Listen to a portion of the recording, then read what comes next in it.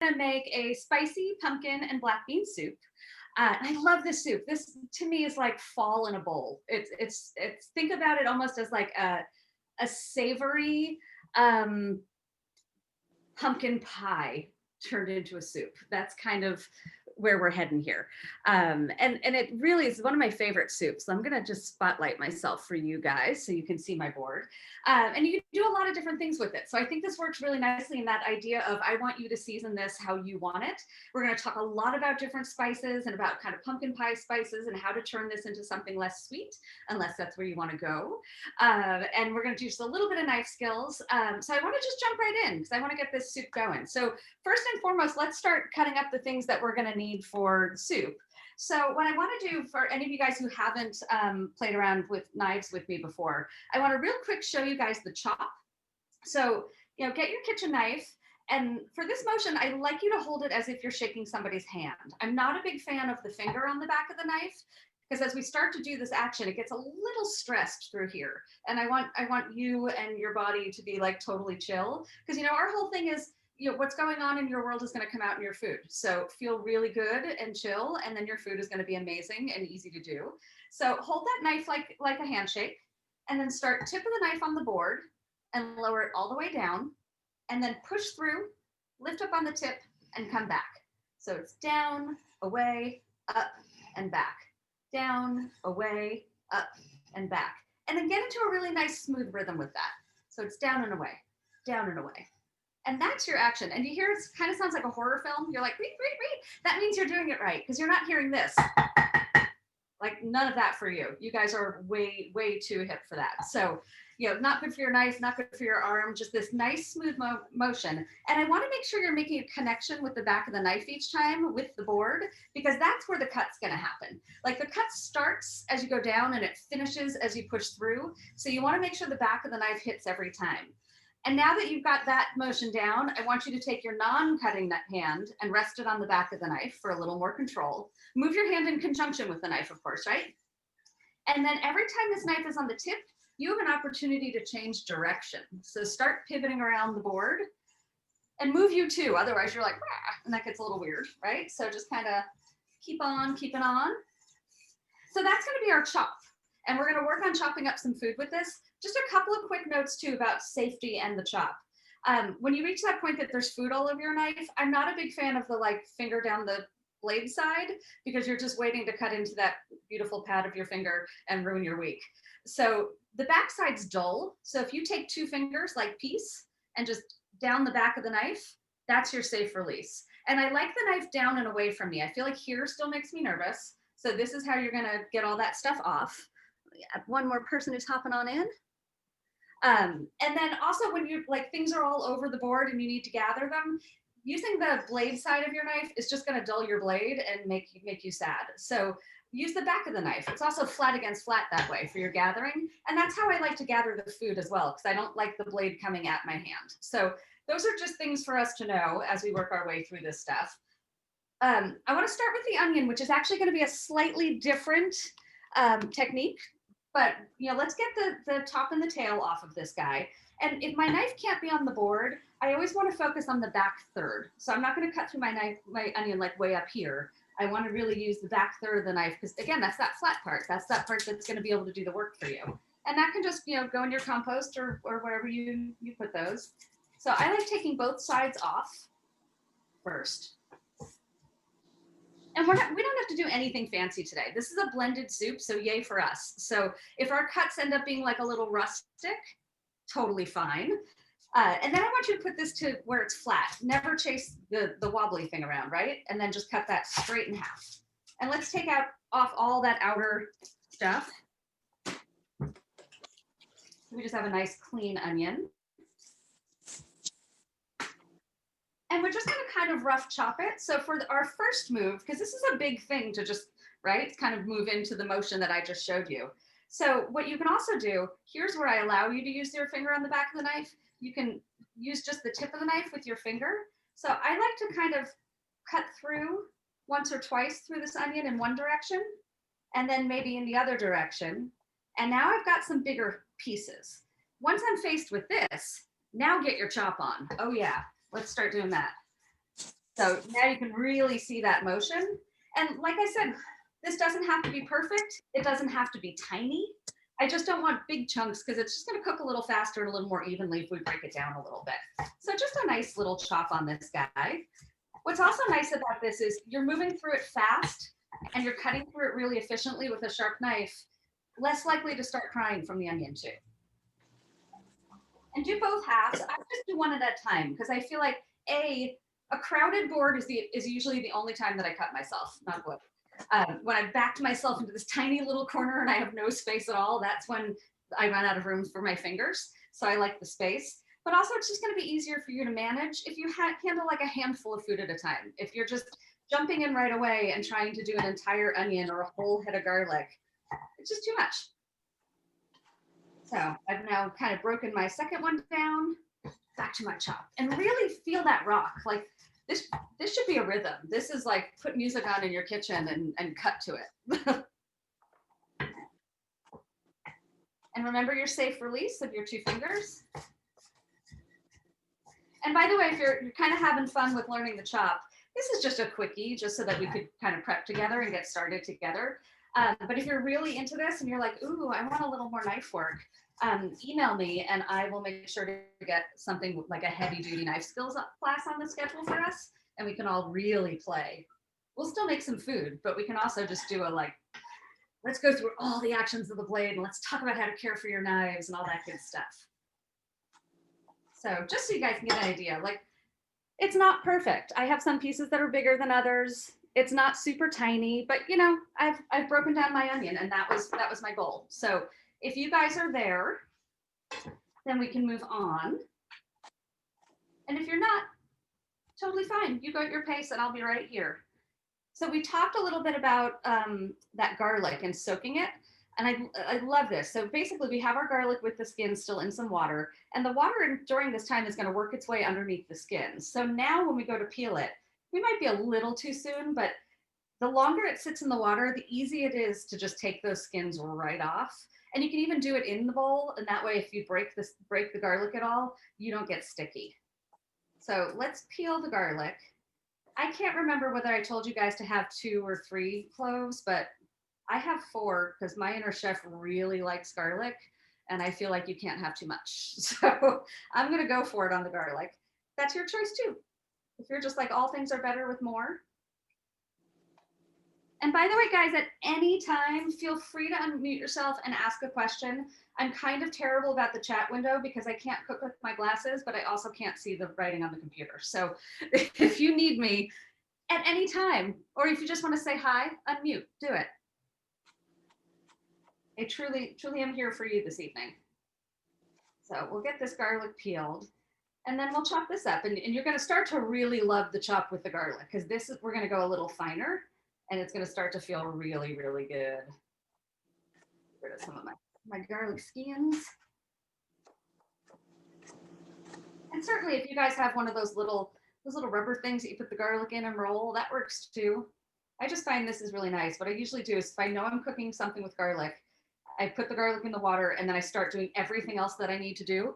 And then, 40 minutes later when I need garlic, it's like, oh, this is easy. It's ready. Great.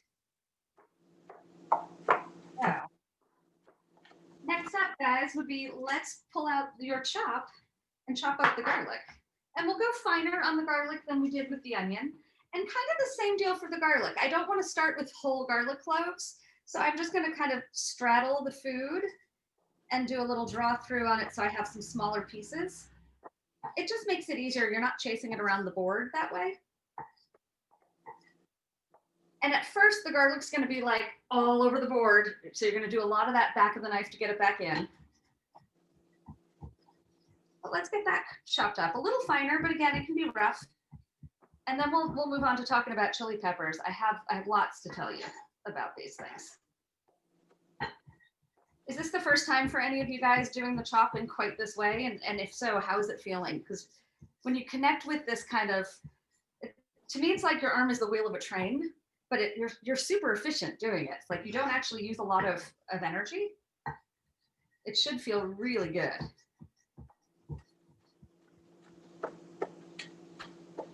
I'm seeing elbows moving the proper way, so this makes me happy. I usually can't see you guys, but I can see like an arm doing this. And I'm like, okay.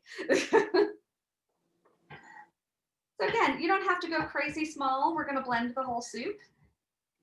Give it a couple of passes, or if you're just feeling really good about the chop and you want to keep going, I'm in. So we'll get that going too.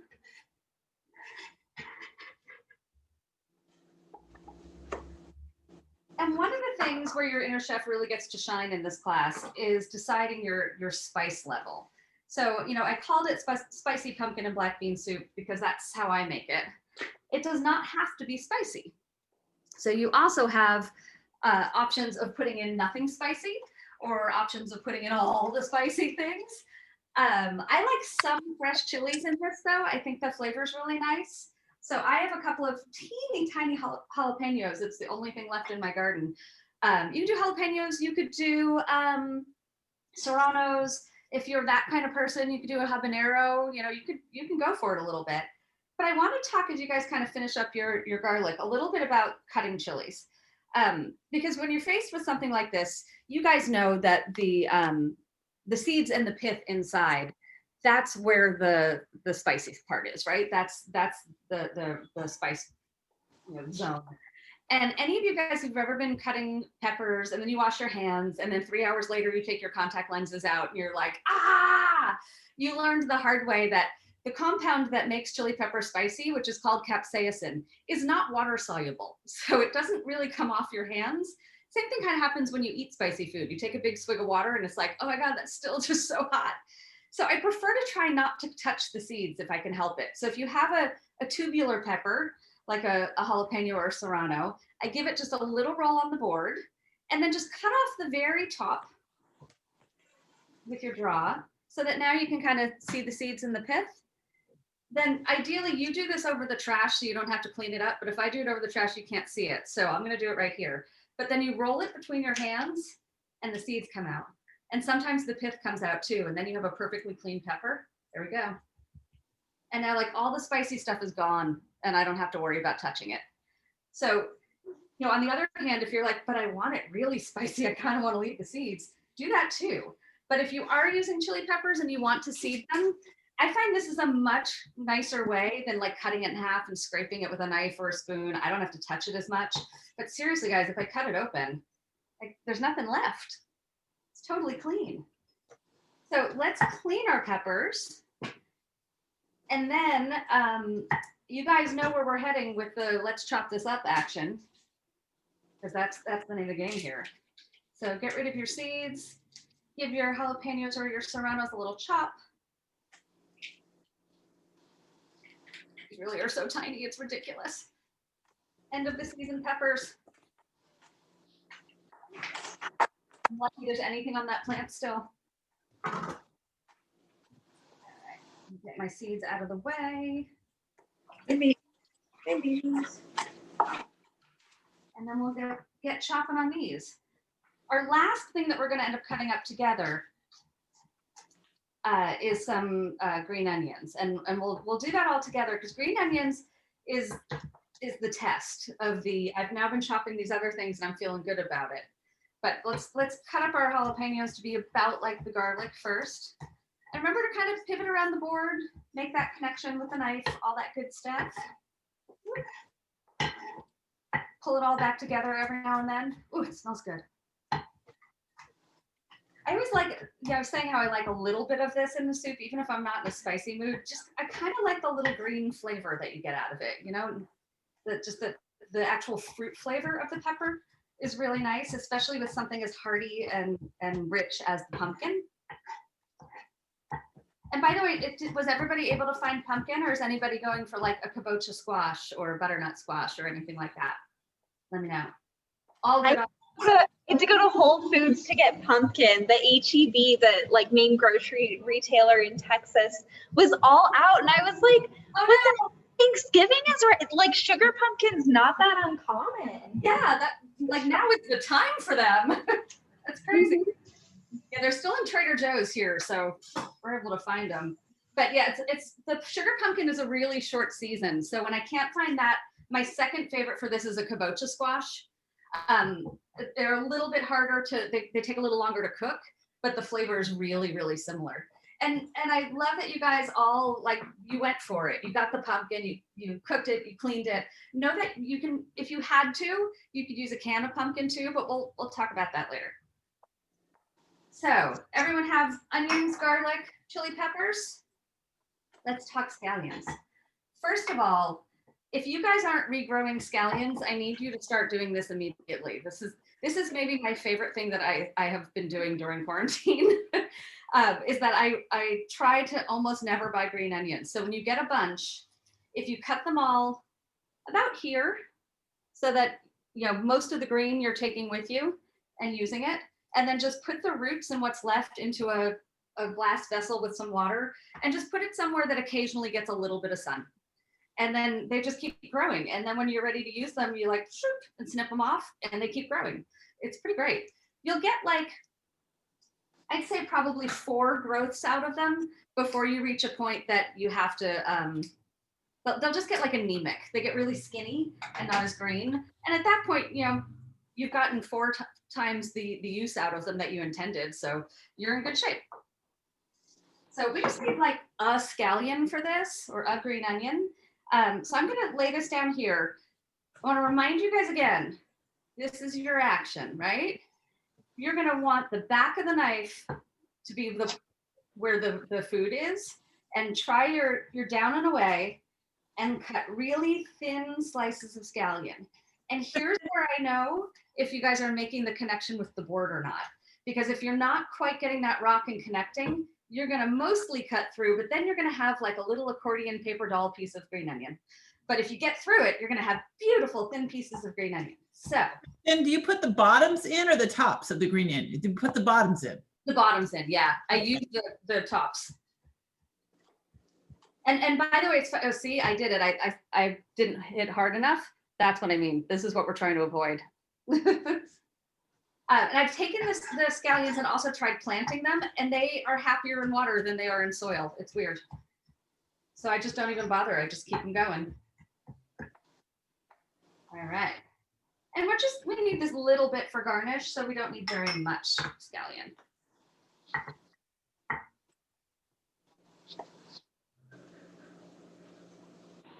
All right. So as you finish up all of that, we can, clean up our knives and boards and get those out of the way if you need to. I'm going to grab a burner so we can start dealing with the soup.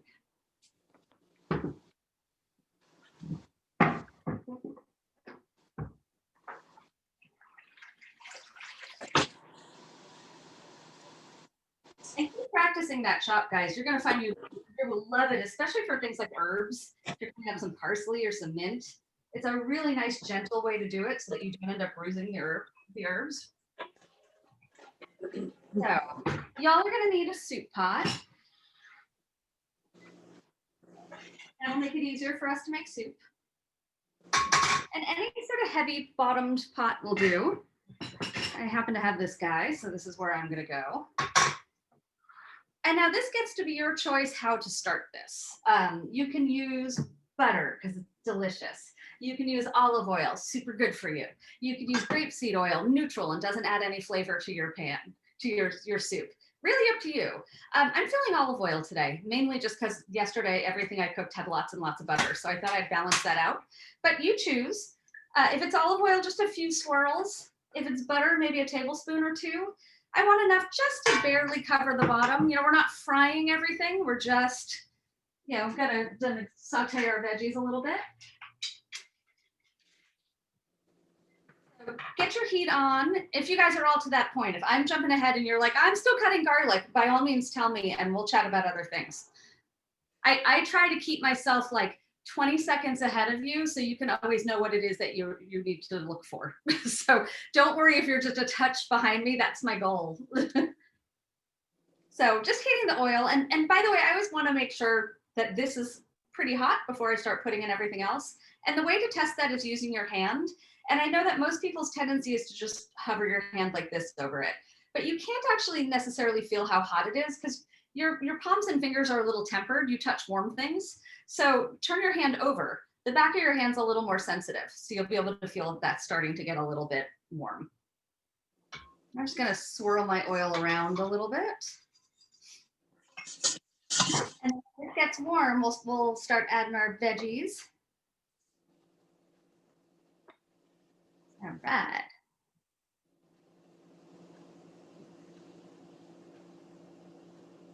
Mine's just about there. We don't need it super hot because again, I don't want to caramelize. I don't want to burn anything. I also don't want to take something and go from here and just drop it into a pan with hot oil because that leads to like nasty burns and splashes of oil. So I usually get the bowl pretty close to the surface and I just kind of roll the ingredients out so that I don't splatter myself. And it'll sizzle, but that's fine. So I'm starting with the onions first. And we'll give them a little stir before we add the garlic. Because your garlic cooks so fast, I don't want to burn it while we're waiting for the onions to cook. So I'm going to let the onions kind of regulate the temperature in the pot. And you cut it all up, but if you start looking at it and you're like, oh my God, that onion was huge, maybe I don't want all of that. Or my eyes were really big when I started cutting that garlic, but I don't really need this much. Your choice. So I know a lot of you have taken Hipcooks classes before, so you probably already know this move, but I want to make sure that we use it a lot tonight. So when things are on fire in the kitchen, like intentionally cooking, I never want you to just throw your head over an open flame. It's not terribly safe or sanitary. So I would like for you all to play chef and waft, because first of all, you look super cool if you start doing this, right? It's really chefy. And then all your friends are just like, well, don't you know what you're doing? But it's a nice way to kind of start getting a sense of what's happening in here. Like I put that onion in and it was sharp and now it's not cooked, but it's not completely raw. And that's a nice time to add your garlic. So do a little waft. And then if you're at that point that the onion is just barely softened, go ahead and add in garlic. And also you can now make your spice decision. I'm gonna go with all of my chilies. They can go in at the same time as the garlic.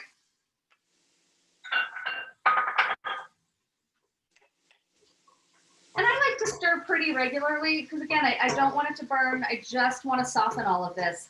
And what we're doing right here is we're sweating vegetables. And sweating a vegetable is just releasing the moisture from them. It's like when you sweat, that's what happens. And so it's going to start to soften a little bit. They'll look a little bit translucent. And again, that waft is going to tell you a lot. You know that it's sweat when it stops smelling raw and it starts smelling like it's cooked. But also the big thing is when you have multiple aromatics in here, as we do, we're not going for full-on mirepoix with carrots and celery, but we've got chilies and we've got garlic. At the beginning when you waft, it smells like all three of those things separately. After it cooks for a little while and it finishes sweating, it smells like one delicious thing. And that's where I want to get you to. And just moderate your heat if you feel like it's getting a little color or going fast. Or if you feel like it's a little slow, kick it back up again. I'm on probably a medium high because I'm sticking close by.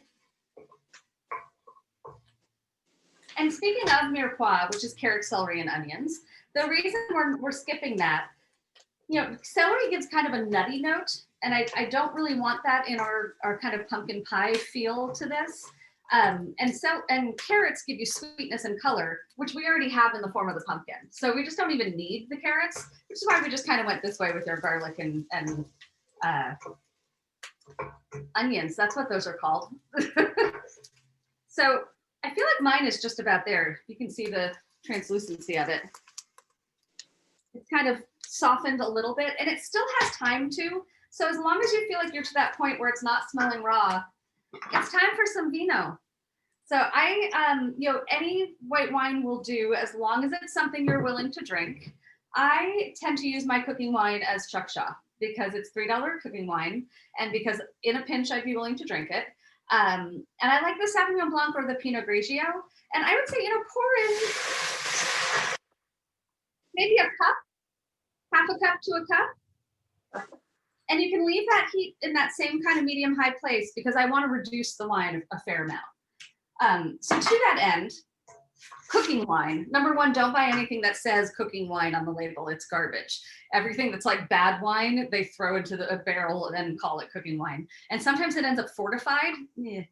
But Chaksha is kind of perfect, right? Because we've all had it before, like a gallery opening or a housewarming, or I have $3 and I want a bottle of wine and it's drinkable. because what's going to happen here, I want to reduce this by like maybe half. So as the wine reduces, the flavor intensifies. So if you have a wine you hate and you're like, here's a good way to get rid of it, and then you reduce it in your food, think of how much more you're going to hate it than you did in your glass. And then your whole soup is going to be like, oh, memories of that bad wine I should have thrown out. So this to me is perfect, and you can just have one on hand. And if you don't finish it before it starts to turn, you lose what, like 85 cents? Who really cares? So that's kind of my favorite. And then same deal as we were doing before with your wafting. Get wafting every now and then. At first, woo, booze. You get a face full of hot alcohol. It's not horrible. But what I want to do is keep wafting until we reach the point where that alcohol is burned off, and your nose will tell you. Also, in case you haven't noticed yet, the wafting, when you waft, it goes through your sinus passages and it hits like the very top back of your palate. And you can kind of taste what's happening in here. So that right there is like your 0-calorie taste. Anytime you want to just like have a cheater taste of something, you waft and you're like, ooh, my mouth is watering. I'm getting excited about it. So this is going to add a little sweetness to go with our pumpkin, and it's also going to add just a little acidity. And just we'll call it done no matter like where the reduction ends up once we stop smelling the booze. And it'll smell like wine. It will continue to smell like wine, but it won't smell boozy. Like that burn that you get in your sinuses from it will go away. So how much wine should we be putting in exactly? Just splash? I put in somewhere between half a cup and a cup. Like my bottle was about here when I started. So I ended up pouring in about an inch of wine out of the bottle. Okay, I have the exact same thing, so that's easy. You know, go down through the neck and the very top. You're shy of being like, let me dump in the whole bottle. You probably couldn't put in too much. So what makes you happy? Yeah, mine's getting close to not being boozy anymore. And this is also causing the onions and the jalapenos to break down a little bit more. So when you guys get to that point, and it's totally fine if you're not there yet, that's where we can add in the pumpkin. So you have your pumpkin or your squash, and it's going to break down really nicely in here. You don't have to cut it up any further. Just add that on in there. So wait, what all should be in our pot right now? Yeah, so your pot is your aromatics. So you sauteed the onions, garlic, and chili peppers. And then we added a little bit of wine. And then after the wine, toss in your pumpkin. So how much pumpkin would you guess? Because mine was about 5-pound pumpkin. Oh, wow. Yeah, I would use probably like a third of that. I'll show you my pot if it will help an amount, because I've got like a good layer. Okay, thank you. Yeah, and it's not super thick. It's probably like half an inch thick in there. Or you can make lots of it and freeze it. That works too.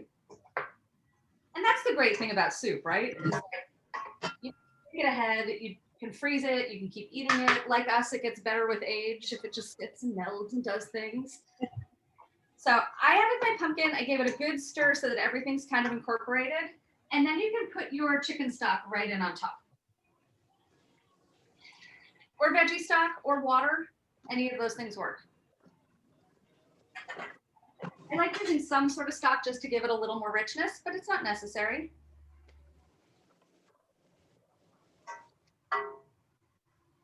So, just in case I went too fast for anybody and you guys are catching up, we sauteed the things that we chopped minus the green onions, those we saved.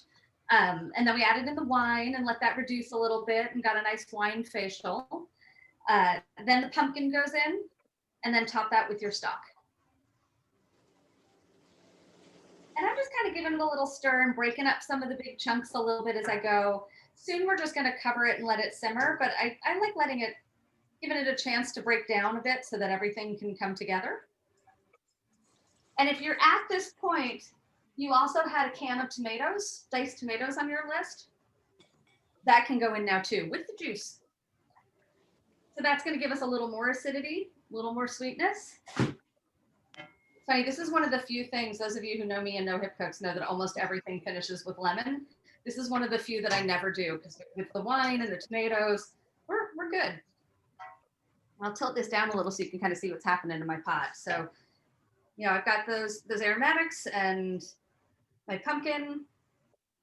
And now it's becoming soup. And when you get to this point, go ahead and put a lid on it. And we're just going to bring it up to a simmer. Once it comes to a simmer, we'll hold it there. It doesn't need to full on boil. And it doesn't need long, right? Because the pumpkin was already cooked. Your squash was already hot, your stock was already warm. So nothing really needs to cook per se here, but giving it a few minutes of it simmering is just going to help bring all those flavors together. And that's going to be really nice too. I'm gonna take my spotlight off and see how y'all are doing. How's everybody doing? Do you have everything in the pot? You still waiting for wine to reduce? Where you at? I'm about to add my tomatoes. Great. Are we doing juices diced? And then it doesn't really matter because we're gonna blend it, but I just use a can of the diced tomatoes. And yeah, you could use fresh if you have them, just chop them up a little bit, throw those in. That works too. Are we draining those tomatoes or? I throw the whole thing in. Cool. Yeah. I'm just keeping an eye if I start to simmer a bit. And then when we all get to the point that the lid's on, let's start talking about spices and how we're gonna season this guy up. And I'll kind of give you an overview while we're all getting on the same page and getting to the same place. But the thing is, pumpkin, it doesn't have a lot of flavor on its own, right? It's squash. The differences between like a pumpkin and an acorn squash and a caboose squash and a butternut squash are all slim. And it just sort of has that gourdy squash note. The thing that keys into us about pumpkin tends to be the pumpkin spice. And that's why I want to really like spice this up so that the pumpkin really sings with those pumpkin kind of spices, but also with some savory spices to keep it more in a savory dinner kind of soup way. Having said that, certainly, could you make a sweet pumpkin soup? Yeah, totally. You could add more brown sugar to it and just stay all in the sweet spice range. But I really like this with the spice and the beans and all that kind of stuff, pulling it together as this kind of savory pumpkin pie kind of thing. So we'll talk about the spices in a minute. And then I mentioned how you could do this with canned. I think you get a slightly nicer texture and flavor with doing the pumpkin from scratch because you kind of get to control it. But I totally understand there are days where it's like, no, I don't want to do it. I don't want to deal with the pumpkin. I don't want to cook it for 2 hours. Also know that almost all store-bought canned pumpkin isn't actually pumpkin. There's these weird rules of all these different gourds that can be called pumpkin legally. It's really strange. And I read this article about all the different ones, and the only canned pumpkin that actually is a pumpkin is Libby's, which just cracks me up because I feel like that's the canned pumpkin of my childhood, and like nothing could have possibly been good that came from the 70s. So, Libby's is good. And it's not that the other stuff is bad. It's just, it's not actually pumpkin. So if what you really want is pumpkin, I guess what I'm saying is that probably you've been having butternut squash pies like for years. And that's okay. It's totally fine. So I'm just checking to make sure I'm heading towards a simmer. I am. Is everybody pretty much things in pot, lid on? We're all kind of caught up? Cool. So let's start talking about these spices. The first one I want to talk to you guys about is cumin, because that's going to be our savory spice. That's the one that's going to keep this towards the dinner feel. If you have already ground cumin, that's great. I have whole raw cumin seeds, and they look like this. And when I can, I like to get my spices in as close to original form as possible, because spices have all these essential oils in them, and that's where all the great flavor and aroma comes from. But essential oils are super volatile. So once they're at the surface, they start to dissipate and go bad. And the bad part isn't really an issue here, but they dissipate, so you don't get as much flavor. So already toasted and ground spices, you don't know how long they were hanging out at the store before you got them. And just over time, you're going to notice that you're putting in more and more to get the flavor. So when you can, use the raw. If anybody else has whole cumin seeds, feel free to do this along with me. I just put like a tablespoon or so into a dry pan, and I'm gonna turn the heat on and wait for it to start to smell good. And then it's basically toasted. And then we'll grind it up either in a mortar and pestle or a spice grinder. If you do have just the ground, that's fine too. It's totally great. In fact, if you have the ground and the raw, toast some and then compare the smells of the one that you have already ground and the one that you're about to grind. It's a nice difference. You'll be like, oh yeah, I'm gonna grind fresh from now on. Heck yeah. So that will only take a minute to kind of become fragrant.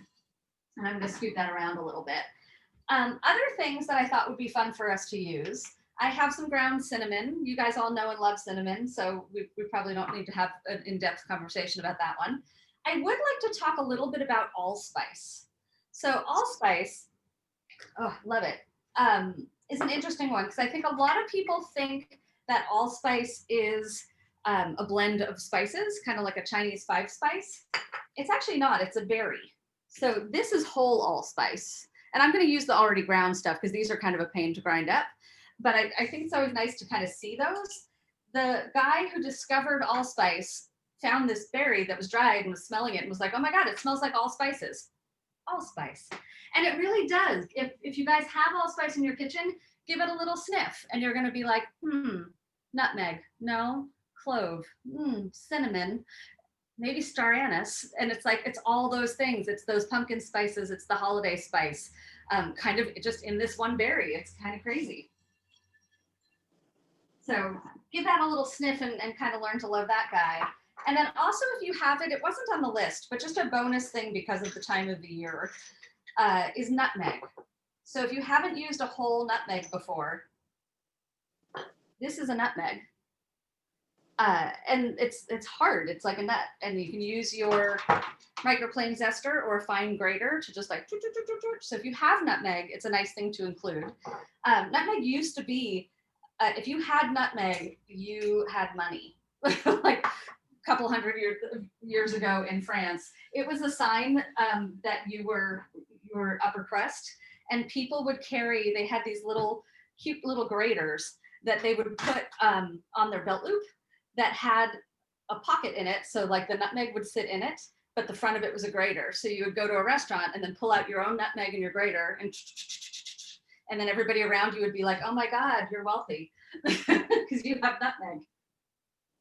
I love how food things like that happen. All right, so my cumin is done. I'm gonna pop that in here.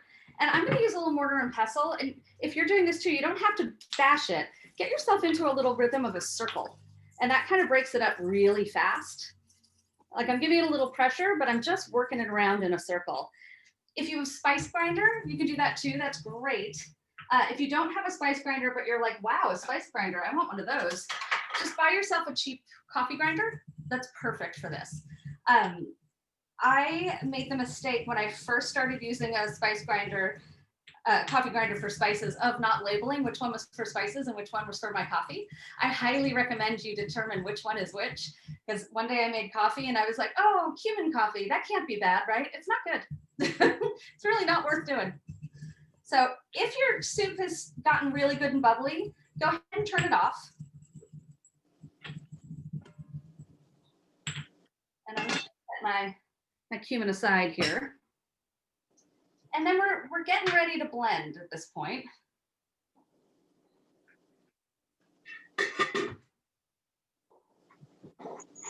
So if you have an immersion blender, great, that totally works. If you want to pull it out and put it into a blender, that totally works too. If you have a Ninja, great. Kristen, quick question. Did we ever put the scallions in yet, or are they just sitting? They're going to be garnished. Okay, thank you. Yeah. I know you always reach a point where you're like, why do I have an ingredient? What is happening? And if this doesn't fit in your blender in one batch, we can do it in two. But go ahead and start popping that into your blender. And we also haven't dealt with the beans yet. We'll deal with those soon too. And that's another one you can go either direction. I didn't have canned beans, so I had dry beans that I cooked. That works too. I'm gonna pour.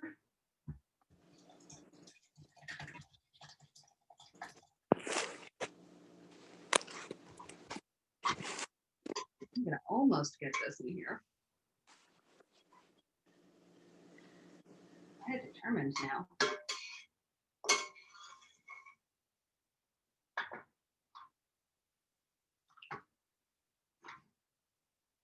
And when you're blending, guys, especially when you're blending something hot like this, let's talk a little bit about blender safety. That's a real thing. So what I like to do, you're gonna always want to keep a hand on the lid. If I get the base of the blender, that would probably be super helpful too. And you know, I have a Vitamix, so it's gonna blend in like a heartbeat. You can use it on a less powerful blender. That's gonna work too. You're just gonna blend a little longer than I'm going to. But I always leave my hand on the lid, and whatever variable of speed you have, start on the lowest speed and then slowly work your way up. If you just flick it on, that's how you end up with soup on the ceiling and on your shoes. I've done this. If I could angle my camera, you could see the soup on my ceiling. It's true. I've done all the things you guys shouldn't do like 6 or 7 times, so you never have to do them. It's like a public service. So go ahead and get this blended. We don't have to get it super smooth at this point.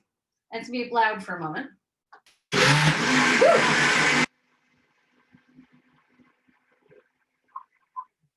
Mine surged. I got messy. I love all my blender safety talk, and then my blender was like, oh yeah, no, I don't care that I'm on low. Too bad for you. Hey, Kristen, did we add the spices already? No, we didn't. We'll do that when we get back in. Yeah, I have a really old blender that sometimes wants to come on low and sometimes just is like, no, it's gonna be high today. Enjoy that. So forgive the spill all over the place. And I'm gonna give that another little. All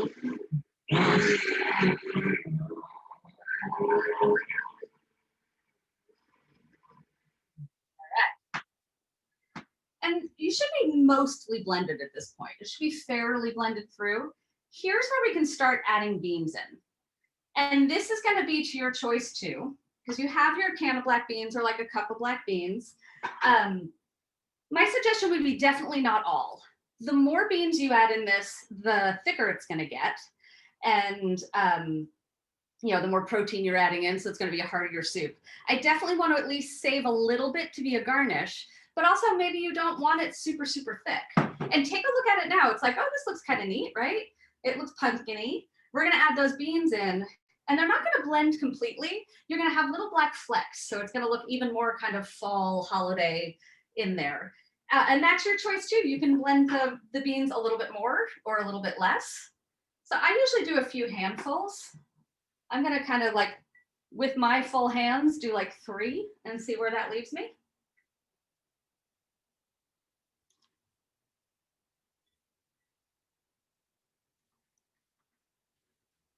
And that usually makes me happy, but we'll see.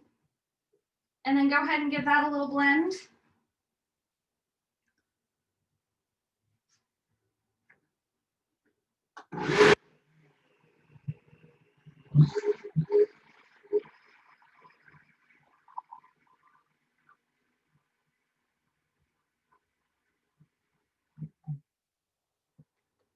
And then go ahead and check the texture. So I'll bring it over here so you guys can kind of see where mine's at. It's like that thickens some. I do have some of those little black bits of beans in there. I maybe want my soup just a touch thicker still, but you guys decide. And I think if you put a spoon in there, you can get a really good sense, right? Because you're like, oh, as I go to eat that later, I think I want thicker, or this is perfect. I'm in a good place. Did you add the chicken stock to that? The chicken stock should have been in the pot when it was simmering with the pumpkin.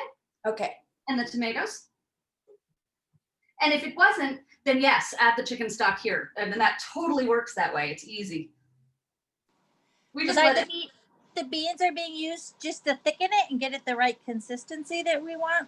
Exactly. And then just basically sneak in some protein.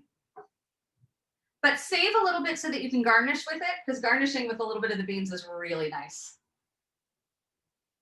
So I had started with you know, I probably had about a can's worth. I'm putting in all but about this much so that I can kind of put a little on each bowl when I serve it.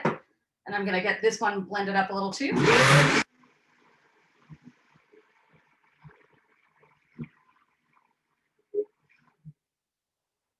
And now I promise to stop making those terrible noises for the rest of the night.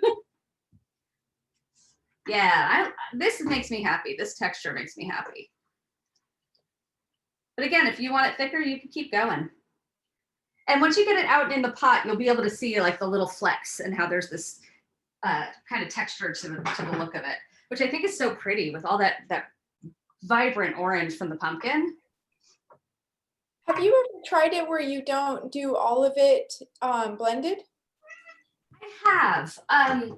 When I do that, I prefer to have like cut everything up a little bit more than we did, Yeah. so that I don't have weird Big pieces. yeah, because especially scooping the pumpkin, you get some like weird stringy pieces, but you totally can. I would say if you decide to do that, I usually would leave like probably 3 ladles or fulls or so of stuff in the bottom and then blend the rest and mix it back in. Okay, great. Thank you. Yeah, absolutely. So get you guys all blended up. And then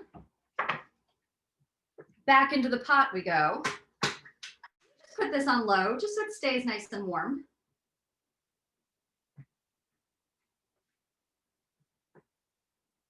And now let's start talking spices if you guys are all just about here. Is everybody just about blended and back in the pot? Excellent. So again, this is where you guys get to play a little bit, but my instinct and the direction that I like to go with this is I go pretty heavy on the cumin and a little bit lighter on the sweeter spices, especially the cinnamon. Like I feel like you can kind of go for it on the cumin and the allspice, but you know, let's start in a place where we kind of put in some of everything and then we'll start wafting and tasting it. I also, as we season, I feel like this is something a lot of people when they season with salt, with spices and otherwise, we've all been kind of trained and have a tendency to be nervous. So we just put in a pinch of something, which is just like whatever you can fit in 2 fingers, right? I want to encourage you guys to cook with a claw, which is all 5 fingers. And I don't mean like fill your fist, but you know, get your claw in there and how much can you get in 5 fingers and put that in. And if you're doing it from little jars, maybe you open the jar and put a little like, you know, quarter size amount in your palm and then throw that in. Going pretty heavy on cumin to start. And it's kind of fun, add them one at a time and waft along the way. So like, ooh, wow, that just changed. Okay. It was just sort of beany and pumpkin-y, and then I put cumin in and kind of did something a little different. I'm gonna go for the allspice next because for me, that's the other one that I really like to read in here. So I'm gonna do a little, like probably about a teaspoon if I had to measure it. And personally for me, I just go a little lighter on the cinnamon, but that's me. So just a couple shakes of that. And I'm gonna stir both of those in.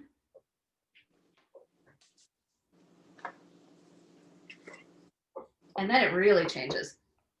Now is where you're like, oh my God, pumpkin pie. It just became pumpkin. It became pumpkin spice anything at this point. Fill in the blank. Pick any product from Trader Joe's. You said how much beans did you end up adding? I probably added about 3/4 of the beans. Okay, of the can. Yeah, and know that you know mileage will vary a little bit because I could have had less pumpkin or more pumpkin than you do too. So you know really go for what texture is what you want to eat. Okay. Yeah. And then if any of you guys have nutmeg and you want to play with that, I'm going to do a few scrapes of nutmeg into here. Also, warning, when you start doing this, your nutmeg really wants to squeak right out of your fingers and into the soup. It happens all the time. Also know that nutmeg is washable, so just give it a rinse, let it dry. It happens. And now that I have all those sweet spices in, I feel like I don't smell the cumin yet anymore. So I'm actually going to put a little bit more cumin in. And I'm intentionally having you guys smell this and kind of cook by smell a little bit, because if you can't smell it, you can't taste it. So like, let's use our noses first and then we'll double back and we'll taste. Yeah, now it's got that nice balance. And let's also have a quick journey into salt. Because those of you who know me know how much I love salt, because this is not a seasoning, this is the seasoning. So if you're not salting your food, sad for you, you can't taste everything that's in there. And are you noticing what's happening in your mouths as I'm talking about salt? Are you salivating? Like salt and salivate come from the same root word. So by design, just the idea of salt makes you start to be like, oh, I could eat. And same deal with the salt, not a pinch, I want a claw. Because think about it, there's a lot of things in here. The only one of them that had any salt was your stock, and that's not very much. Also, pumpkin is starchy, and things that are starchy require more salt because starch coats your palate, and then you need salt to break through that so you can taste the food. So I'm gonna do a claw. It'll probably need two. In fact, I'm gonna go for it. If you wanna start with one, I support you completely. And then stir that in two. And all these things take a beat to hydrate too, which is kind of why I like the idea of us smelling it first and talking along the way. Because if you throw it in right away and taste right away, the spices and the salt haven't had a time to really hydrate and dissolve in here, and you don't necessarily get all that flavor. So give it a stir, give it a waft. If you're feeling like you're liking roughly where that mix is, now is the time. Do a little taste.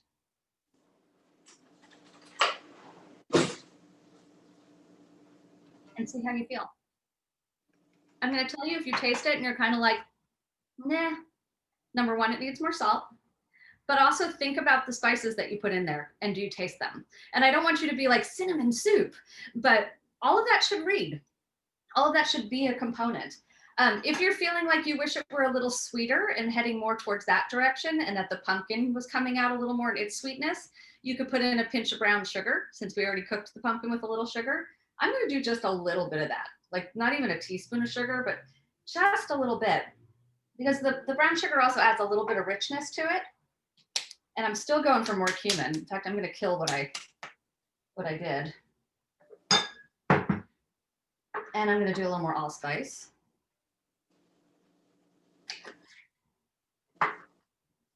And tell me what you're tasting.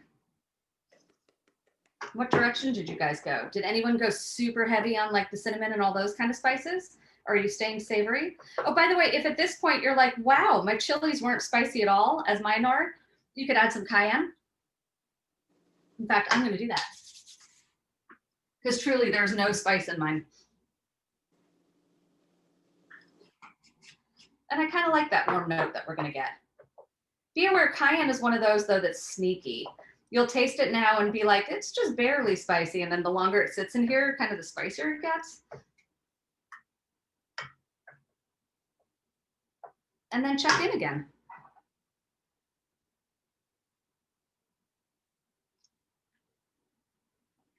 Getting there. Still more salt. Guys, I'm on like claw 6 of salt. That's how much I mean it. Oh, and the spice was nice. I'm glad I added that. I'm gonna do a little more. I have a friend who likes to do this. She does exactly what we just did, except she starts it. She starts by sauteing some kielbasa or some Italian sausage in the pan, and then she takes the meat out. For Amber, who I'm like you, oh my God, I love meat. And then you take the meat out and then cook the veggies in the fat from that. And then you can put the meat back in at the end. And then you have, pumpkin, black bean and sausage soup. So it also makes it a little heartier. Or you can do just like we did and cook sausage or something separately and then just put some in a bowl so that you can cook both for vegetarians and otherwise. Oh, I love this color. This has turned into the starter for Thanksgiving dinner at my house. I created this recipe a few years ago and made it so that they could be my guinea pigs. And now this is just like, this is what we have before we have our bird. So I love that you're joining in this tradition with me, and I hope somebody puts it on their holiday table. What are you guys thinking? Has anybody gotten to that, oh my God, it's perfect point? you're probably noticing I'm still adding a lot of spices. And do it. Absolutely delicious. Yay, good. Good. I'm gonna remove my spotlight so I can see some of you guys. How's everybody else doing? Because I want to show you how to plate it, make it look really cute too. But I want to make sure we're all getting to a point where we're just super happy with how it tastes. I mean, I think mine is delicious. Yay! I have it like really much more spicy and savory than sweet. Good, me too. And yeah, it's really good. I keep adding more and more cayenne. I haven't done that yet. I actually used a poblano pepper and half of a jalapeno because I don't love I'm a little, I don't love spice, like heavy spice, but it's delicious. Good. I'm so glad. Mhm. It's just, this is such a cozy soup to me. I feel like it's so warm and so fall. I think mine's about to be there. Yeah. I'm at happy point. Okay, I'm gonna slide this out of the way a little bit. I want to show you guys how we can garnish this all super pretty.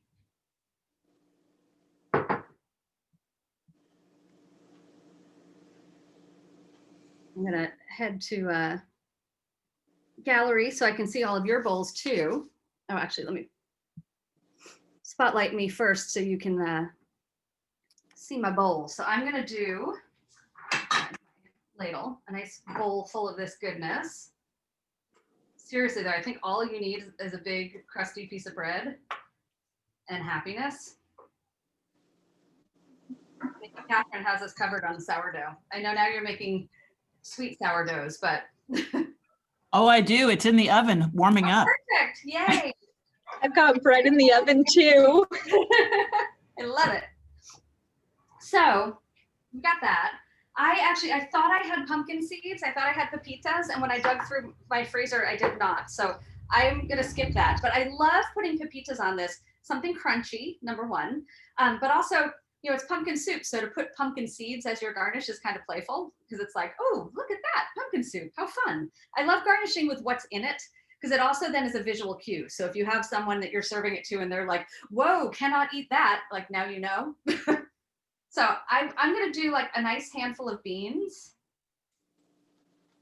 So that, and I'm just putting them in the center because I kind of want them to get tall enough that I can see them. And then if I had pumpkin seeds, I'd do a little smattering of that around there too. And then our scallions that we cut up oh so beautifully, that can kind of go on there too. If you really wanted to gild the lily and get all crazy, you could take like some creme fraiche or sour cream or heavy cream and do just like a little swirl. If you got really fancy, you could put it in a squeezy bottle and like make it really pretty. I don't feel like it needs it. It's got a really nice creamy feel to it from all that starch, right? But then, make a beautiful bowl, something like this. And then I want to see them. This is where you guys should show off and show me all your beautiful creations. Just makes me happy. My stuff stank.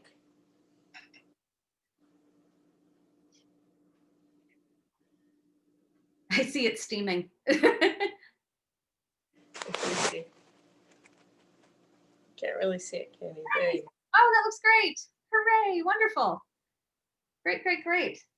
And also I want you to waste no time. I want you to start. Time for eating. Yum. How's everybody else doing?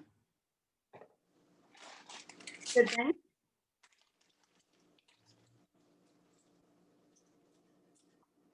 Oh, it looks great. Go, Jennifer. I love it. Oh, Catherine, that's awesome. Beautiful. I did a little Greek yogurt on mine. Oh, perfect. Yay. Laura and Vivian, they look great. Awesome, guys. Well done. And everybody got to their happy spice level. You're like, oh my God, I just need to sit down and eat this and have some wine and do that for like the next week. Yeah, we're finally there. We're almost ready to play. Good, hooray. Okay, good, excellent. So I do want you to play with this. Like you've made it this way today. After you eat it for a while, maybe you'll be like, ooh, next time maybe I try it when I go more spicy or I go more sweet, or I'll do a kabocha squash and see what the difference is. So monkey with it a little bit and play with it a little bit. Also try, serving it with other things too, if you want to. I feel like it doesn't need anything. This makes me so happy, and it's just warm and filling, and you're eating beans without realizing you're eating beans. I'm here to tell you, if any of you have people in your lives like I do who are just like, I will not eat a bean, don't give me one. I feed them this soup and they have no idea, they love it. So if you want to like sneak healthy beanie protein into someone's world, this is the way to do it. No one will ever know. And like I said, make it ahead, it freezes beautifully. So like, I'm going to have this for dinner, and then I'm going to freeze the rest of this in small containers so I can just defrost it when I want some and not have to do all the work. But guys, are you feeling confident and like you can recreate? Because I want you to go forth and make pumpkin soup and just really embrace fall and the holidays. That is my plan for you. I will send you recipes tomorrow. Oh, looks great, Lori. Note that, as always, I'm on the other end of the email. So if you have any questions or you need any assistance, nice, Kelly. That's awesome. It's so beautiful. And you did go for the wine. I love this about you. So any questions at all, hit reply and you get me, and I'm happy to help. Or email me and tell me how amazing you are. Like, nothing makes me happier than I get a picture of you and you're like, look what I made today. Isn't that amazing? Like, I can be your kitchen cheerleader if you need to brag. This is what I'm saying. I'm available. And thank you guys so much for coming and cooking with me, and for playing and creating. And I hope you really enjoy your soup. And I hope to cook with you guys again. We've got more classes coming up. I'm going to be posting. I just posted December with some new classes, and we're going to have a bunch of new stuff in January as well.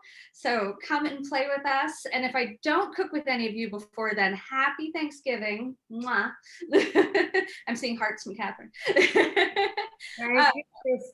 Happy holidays, and everybody stay well and healthy, and let's cook again soon. Have a great night, guys. Thank you so much. Bye, guys. Thank you so much. My pleasure. Thank you.